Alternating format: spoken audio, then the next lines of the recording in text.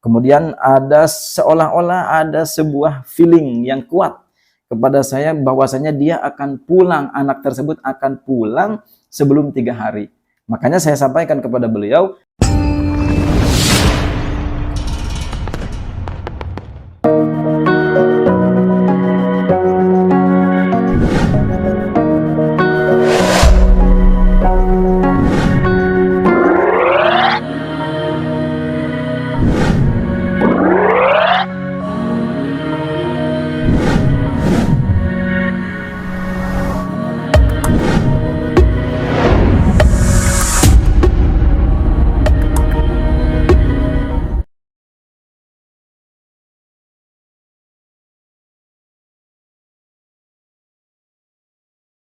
Assalamualaikum warahmatullahi wabarakatuh.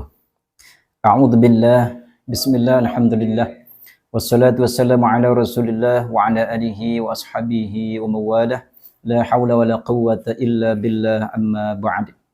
Saudara-saudara pemirsa setia channel Majmu'atul Hikam rahimakumullah, pada kesempatan ini insyaallah saya akan meng-sharekan sebuah pengalaman salah satu subscriber saya yang memang anaknya kabur ya.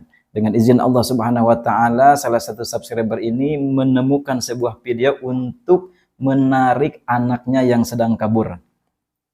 Dan dengan izin Allah Subhanahu wa taala, beliau menemukan nomor saya di deskripsi video dan langsung menghubungi saya. Kalau kita bisa lihat di sini ada sebuah nama kontak yang saya sebut Ibu. Nah, ini namanya tidak saya sampaikan, ini akan saya tutup dan akan saya buramkan.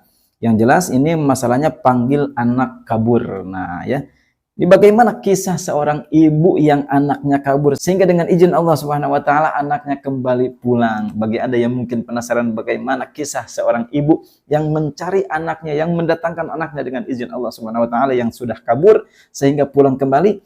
Bagi Anda yang mungkin penasaran, silakan diklik dulu tombol subscribe, like, comment, share sebanyak-banyaknya kepada saudara dan rekan-rekan kita semua.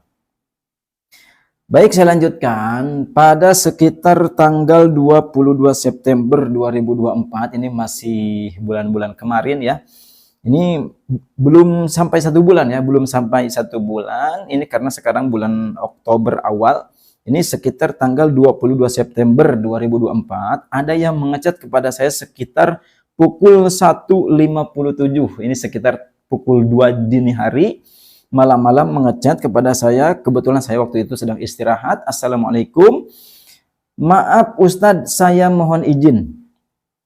Saya Bu, ini tidak saya sampaikan namanya, dari kota Bandung. Ya, bagi Anda yang mungkin orang Bandung, mungkin bisa mengenal orang ini. Ya, apabila saya sebutkan namanya, akan tetapi ini akan saya tutup, saya privasikan. Mau meminta tolong bagaimana caranya mendatangkan anak saya laki-laki, sudah seminggu belum pulang juga ke rumah. Nah, kenapa bisa sampai pergi dari rumahnya? Saya sudah mencarinya pagi, siang, malam dicari juga. Di masjid, rumah sakit, stasiun, terminal, tapi belum kunjung ketemu. Masya Allah ya, ini mungkin ujian dari Allah Subhanahu wa taala.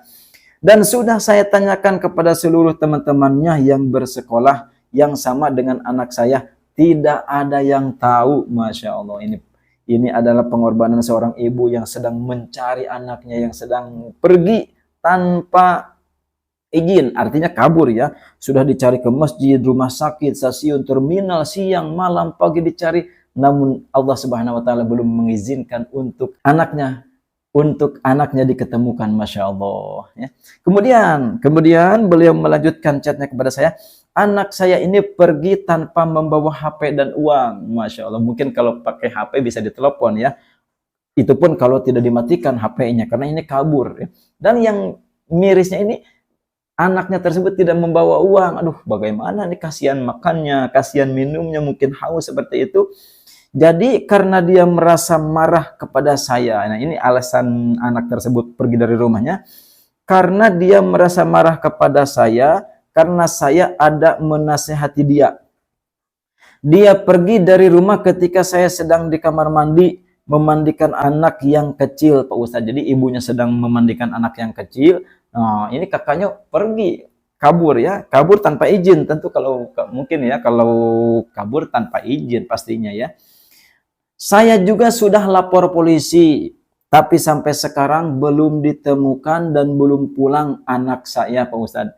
Sudah lapor polisi, ya mungkin polisinya juga bingung nyarinya kemana, karena mungkin anaknya tidak pakai GPS ya. Kalau mungkin pakai GPS mungkin bisa ketemu ya. Saya mohon bantulah saya, Pak Ustadz. Amalan apa yang harus saya lakukan supaya anak saya pulang ke rumah dan mau memaafkan kesalahan saya, Pak Ustadz. Ini sebetulnya bukan sebuah kesalahan, tapi mungkin anaknya saja yang mungkin sedikit baper dinasehati, akhirnya malah kabur ya. Wajarlah seorang orang tua menasihati anaknya. Maaf mengganggu Pak Ustadz, ini sekitar pukul 2 kurang 3 menit ya, 1.57. Kemudian beliau menyampaikan lagi, melanjutkan chatnya, saya sekarang sudah down sekali Pak Ustadz, akibat anak saya tidak kunjung pulang. Terima kasih Pak Ustadz. Nah, dikarenakan saya masih istirahat, waktu itu tidak langsung saya buka, dan saya ketika saya terbangun sekitar 4:30, oh ternyata banyak chat. Nah, ketika saya buka, kemudian saya balas, Waalaikumsalam warahmatullahi wabarakatuh. Kemudian saya tanya kepada si ibu tersebut, mau mengerjakan sendiri atau dibantu, Bu? Nah, ini pertanyaan saya kepada beliau. Beliau menjawab, mau saya kerjakan sendiri di rumah dan dibantu juga, Pak Ustadz. Jadi bagaimana baiknya ya, Pak Ustadz? Yang penting anak saya pulang lagi. Nah, yang penting anaknya sajalah pulang. Terserah mau dibantu mengerjakan berdua, silakan, katanya seperti itu. Kemudian beliau memberikan data-data anak yang pergi tersebut, itu foto anak saya, namanya bla bla bla, ini tidak saya sampaikan takut anaknya melihat atau menyaksikan video ini. Lahir 11 November tahunnya, ini saya simpan ya, saya tutup, takutnya ada yang sama. Hari Sabtu, alamat rumah saya Jalan Kopo, Gang Winata. Nah, 2 nomornya ini tidak saya sampaikan. Makasih Pak Ustadz. Nah, ini adalah foto anaknya yang kabur ya. Jadi saya buramkan supaya anaknya tidak curiga. Kemudian beliau memberikan sebuah sodakoh, alhamdulillah, kepada saya. Sebuah sodakoh, mungkin ini adalah sebuah tanda terima kasih, supaya mungkin ketika kita mendapatkan keberkahan dari sebuah sodakoh, Allah Subhanahu wa Ta'ala memberikan ijabah yang lebih cepat untuk ibu tersebut. Dan ternyata ketika saya buka, alhamdulillah, kemudian saya balas, alhamdulillah, jazakillah ahsanal jaza bil ijabah. Semoga mahar yang disodakohkan segera dibalas dengan ijabah dari Allah Subhanahu wa Ta'ala. Kemudian beliau menjawab sekitar pukul 5.32, setengah 6, amin ya Allah. Pak Ustadz, saya sendiri harus doa apa? Apakah kondisi anak saya sehat selalu, Pak Ustadz? Wah, ini mungkin khawatir ya seorang ibu. Kemudian saya jawab sekitar pukul 6.13, saya jawab, jika 3 hari ke depan belum pulang, saya sampaikan kepada beliau begitu, jika 3 hari ke depan belum pulang, saya kirim foto dan bakaran yang sudah saya kerjakan ke alamat Mbak. Jadi dari foto yang dikirim si ibu tersebut, dengan izin Allah Subhanahu wa Ta'ala, saya bantu doakan, saya bantu kerjakan dari rumah. Kemudian ada seolah-olah ada sebuah feeling yang kuat kepada saya bahwasanya dia akan pulang, anak tersebut akan pulang sebelum 3 hari. Makanya saya sampaikan kepada beliau, jika 3 hari ke depan belum pulang, saya kirim foto dan bakaran yang sudah saya kerjakan ke alamat Mbak. Seperti itu. Karena insya Allah sih ketika feeling tersebut atau mungkin itu adalah petunjuk dari Allah Subhanahu wa Ta'ala, bahwasanya anaknya akan pulang sebelum 3 hari ya. Kemudian beliau, si ibu tersebut, membalas chat saya, baik siap Pak Ustadz. Nah, kemudian mungkin kekhawatirannya yang sangat luar biasa kepada anaknya, yang namanya juga manusia, pastilah anaknya ada di mana-mana, tidak diketahui keberadaannya, pasti khawatir. Sampai-sampai beliau mengecat lagi kepada saya, tapi kira-kira anak saya bakalan pulang tidak Pak Ustadz? Waduh. Apa yang membuat anak saya tidak kunjung pulang, Pak Ustadz? Kemudian saya jawab, pulang Mbak, insya Allah. Beliau menjawab, alhamdulillah, amin ya Allah, Pak Ustadz. Nah, ini sekitar pukul 6.52, pukul 7 kurang 8 menit.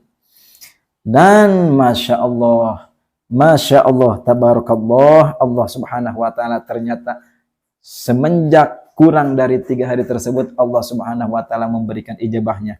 Sehingga sekitar hari Kamis kemarin, hari Kamis, beliau si ibu tersebut memberikan kabar kepada saya sekitar pukul 5:01. Di sini bisa kita lihat. Assalamualaikum warahmatullahi wabarakatuh. Alhamdulillah, putra saya sudah pulang ke rumah. Terima kasih Pak Ustadz sudah membantu mendoakan putra saya. Semoga segala kebaikan dan surga untuk Pak Ustadz. Amin ya Allah ya Rabbal Alamin. Sekali lagi terima kasih banyak Pak Ustadz. Nah ini ternyata saya pun baru menerima kabar tersebut. Kemudian saya jawab, Waalaikumsalam warahmatullahi wabarakatuh. Alhamdulillah. Kemudian saya juga penasaran. Saya bertanya kepada si ibu tersebut, hari keberapa putra Mbak pulang setelah saya kerjakan saat itu Mbak? Saya tanya. Sekaligus ini adalah menjadikan sebuah patokan bagi ada yang mungkin sedang menggantung foto siapapun yang pergi dari rumah. Ini adalah sebuah patokan, ini patokan yang tercepat ya, yang tercepat dikarenakan ijabah setiap orang itu berbeda-beda. Jawabannya dari seorang ibu tersebut, hari pertama langsung pulang Pak Ustadz.